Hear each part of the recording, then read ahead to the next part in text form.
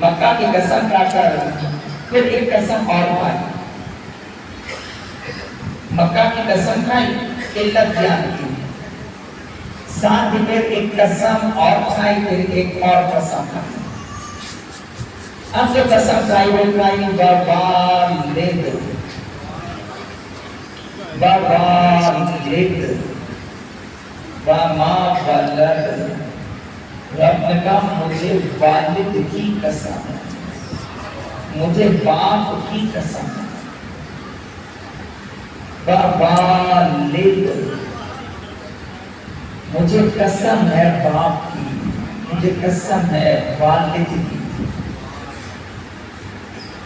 اس کے بعد جو قسم اگر باپ نے اجازت دی تو میں اس پر پاؤں گا، ورنہ فی الحال ووالد،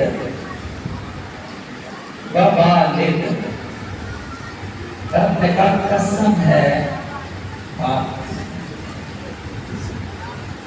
پھر میں کہوں بار بار کہہ رہا ہوں تاکہ یہ بات دل پہ نقش ہو، یہ اللہ کی کتاب ہے، ترجمہ اپنی مرضی کا پڑھیں، جہاں سے دل چاہے، کسی سے تسلی کرنا چاہیں، پوچھنا چاہیں،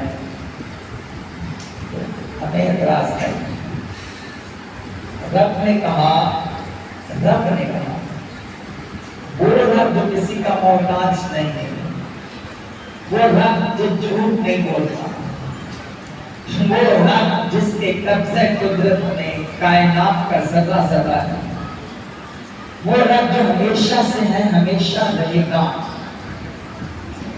اس رب نے اپنی اس کتاب میں، جس کتاب میں رد و بدل نہیں ہے، تبدیلی نہیں ہے، ہیر پھیر نہیں ہے، جھوٹ داخل نہیں ہو سکتا، باطل آ نہیں سکتا، جو بے مثل بے مثال کتاب ہے، اس کتاب میں کہا، رب کہتا ہے مجھے باپ کی قسم ہے،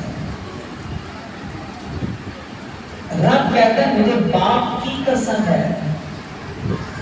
جناب نہیں آپ کا نہیں اس بات کو سمجھا کہ وہ رب کہنے لگا ہے، جناب اس کو کیا ضرورت ہے کہ وہ قسمیں کھائے؟ جناب قسمیں تو وہ کھائے جو کمزور ہو، قسمیں وہ کھائے جس کو یہ ڈر ہو کہ میری بات مانی نہیں جائے گی، قسم وہ کھائے جو محتاج ہو، قسم وہ کھائے جس کا زور نہ چلتا ہو، قسم وہ کھائے جس کی بات پر یقین نہ کیا جائے۔ لیکن جناب یہاں تو رب ہے جو محتاج بھی نہیں ہے، جسے یہ ڈر بھی نہیں ہے کہ اس کی بات جو اگر لوگ مانیں گے نہیں تو اس کی خدائی میں کمی ہو جائے گی۔ جناب اسے کسی کا ڈر نہیں ہے، لیکن وہ پھر بھی کہتا ہے کہ میں لا شریک لا بھی ہوں، نہیں سا کبھی سی شے نہیں ہوں، لیکن پھر بھی میں کہنے لگا ہوں مجھے باپ کی قسم ہے، مجھے باپ کی قسم ہے۔ اب اس کا مطلب یہ کہ یہ قسم بعض اوقات مجھ پر زور ہو، پریشر ہو، لوگ تمہیں بات نہ مان لو تو میں کہوں کہ خدا کی قسم ہے، میری بات کا اعتبار کرو۔ لیکن رب العالمین کے ساتھ یہ کوئی بھی مجبوری نہیں ہے۔ اس کا مطلب یہ ہے کہ جب وہ قسم کھاتا ہے اور جس کی قسم کھاتا ہے تو اس کے قسم کھانے کی صرف ایک ہی وجہ ہوتی ہے کہ وہ جس کی قسم کھاتا ہے اس کی عزت بتانا چاہتا ہے، اس کا مقام بتانا چاہتا ہے، اس کی فضیلت بتانا چاہتا ہے، اس کا مرتبہ بتانا چاہتا ہے، اس کی شان بتانا چاہتا ہے۔ اب سمجھے جناب میں کسی کی شان بیان کروں تو آپ مانے یا نہ مانے، جناب مجھ سے کوئی بڑا ہو وہ شان بیان کرے تو آپ سمجھ لیں گے کہ یہ بڑا عزت والا ہے، لیکن جناب کوئی اس سے بڑا ہو وہ کسی کی شان بیان کرے تو مقام اور ہو جائے گا۔ لیکن جناب اب میں آپ سے پوچھوں، رکو ایک لمحے کے لیے کہ کسی کی شان عبد القادر بیان کرے تو اس کا مقام کیا ہوگا، اور جناب کسی کی شان بہلول تعالیٰ بیان کرے تو اس کا مقام کیا ہوگا، کسی کی شان امام جعفر صادق بیان کرے اس کا مقام کیا ہوگا، کسی کی شان امام حسین بیان کرے اس کا مقام کیا ہوگا، کسی کی شان علی بیان کرے اس کا مقام کیا ہوگا؟ اور اگر کسی کی شان مصطفیٰ خود بیان کرے تو اس کا مقام کیا ہوگا؟ اب بیان کرنے والا کون ہے؟ اس کے بیان کرنے اس کی اوقات اور حیثیت سے جس کی شان بیان کی جا رہی ہے اس کا مرتبہ اور مقام وہ بدل جائے گا۔ جناب اسی لیے اگر ہم کسی کو دیکھیں تو میرے دیکھنے سے کسی پر کوئی اثر ہو نہ ہو، لیکن حضور جس کو ایک نظر دیکھ لیں، حضور جس کو ایک نظر دیکھ لیں، اگر آپ سے کہوں کہ جس کی شان حضور بیان کریں اس کا مقام سمجھ میں نہیں آتا، اب جس کی شان رب خود قرآن میں بیان کرے،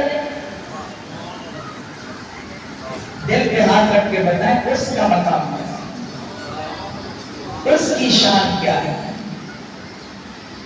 اس کی شان کیا ہے جس کی قسم رب کھانا ہے؟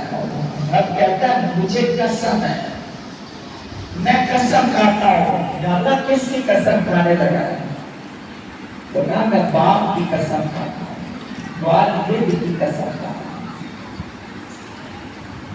ابھی یہ میں بات سے میں ہٹنا جاؤں تو اللہ میں آپ کو طبیعت پھڑکی ضرور ہے کہ باپ کی قسم کھائی ہے، ماں کی قسم کیوں نہیں کھائی؟ قسم ہے، لیکن قرآن میں کسی مقام پر رب نے یہ نہیں کہا مجھے ماں کی قسم ہے، لیکن اس بات کو آج اب مفسرین کے لیے بڑی مشکل درپیش ہوئی کہ یہ کون سا باپ ہے جو اتنی اونچی شان والا ہے، اتنے بلند مقام والا ہے کہ رب ذوالجلال نے اپنی آخری کتاب قرآن مجید میں اس کی قسم کھائی۔ وہ باپ کون ہے؟ اس لیے اب مفسرین نے زور لگایا کہ وہ باپ کون ہے؟ تو ایک قول یہ ہے کہ اس سے مراد ہے سیدنا آدم علیہ السلام۔ رب نے کہا کہ وہ پہلا شخص جس سے میں نے اولاد آدم پیدا کی اور سلسلہ بشریت کو جاری کیا اور سلسلہ انسانیت کو آگے بڑھایا۔ رب نے کہا کہ مجھے اس آدم کی قسم، اور وہ آدم جو تمام کے تمام انسانوں کا باپ بنا اور ابو بشر کہلایا اور ان کا لقب ہی تمام انسانوں کا باپ ہونا ان کا اعزاز بن گیا۔ تو رب نے کہا مجھے باپ کی، مجھے آدم کی قسم، مجھے آدم کی نہیں قسم، مجھے آدم کے باپ ہونے کی قسم ہے، مجھے آدم کے باپ ہونے کی قسم ہے۔ اچھا اب باپ ہونے کی قسم کھائی، صرف آدم علیہ السلام کی نہیں کھائی بلکہ کہا آدم کے باپ ہونے کی قسم۔ تو میں محبت سے ہی عرض کر سکتا ہوں، آپ کوئی بھی تفسیر جو پرانی ہے اسے پڑھیں، ان سب جگہوں پر ہے کہ آدم علیہ السلام کے اولاد تو بعد میں ہوئی، لیکن آدم علیہ السلام کی آنکھوں میں آنسو کر گئے، اولاد بعد میں ہوئی لیکن آدم علیہ السلام رو رہے ہیں، وہ تڑپے کر رہے ہیں، ہزاروں قطار آدم علیہ السلام رو رہے ہیں۔ اور دیکھیں اسی قرآن کے اندر سورہ المائدہ میں قرآن نے کہا آدم کے دو بیٹوں کے درمیان جھگڑا ہو گیا، وَاتْلُ عَلَيْهِمْ نَبَأَ ابْنَيْ آدَمَ بِالْحَقِّ إِذْ قَرَّبَا قُرْبَانًا فَتُقُبِّلَ مِنْ أَحَدِهِمَا وَلَمْ يُتَقَبَّلْ مِنَ الْآخَرِ قَالَ لَأَقْتُلَنَّكَ قَالَ إِنَّمَا يَتَقَبَّلُ اللَّهُ مِنَ الْأَخَافُ اللَّهَ رَبَّ الْعَالَمِينَ۔ جناب باپ کے دل پر کیا گزری، کہ حابیل جیسا خوبصورت نیک پاک صالح بیٹا اپنے ہی بھائی کے ہاتھوں قتل ہو گیا۔ بس باپ کے دل پر کیا گزری اور کیا قیامت ٹوٹی، قرآن مجید کی اور آپ سے سمجھا جا سکتا ہے۔ اللہ اکبر۔ گھڑی پہ نظر گئی ہے تو مجھے اندازہ ہوا کہ اگر میں اسی طرح سے بات کرتا رہا تو آپ کا امتحان لینا مقصود نہیں ہے، بس قرآن مجید تھوڑا سا سمجھنا مقصود ہے۔ دوسرا قول سناؤں کہ وہ کون سا باپ ہے جس کی قسم کھائی؟ تو دوسرا قول یہ کہ اس سے مراد ابراہیم علیہ السلام ہے۔ رب نے کہا مجھے ابراہیم کے باپ ہونے کی قسم ہے۔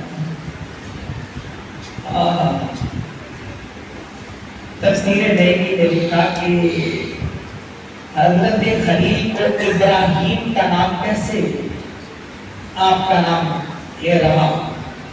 کہا کہ اصل میں یہ دو لفظ ہیں، ایک ہے ابو، دوسرا راہیم، دونوں ملے تو بنا ابراہیم، الگ الگ کریں تو ابو راہیم، ملا دیں تو ابراہیم۔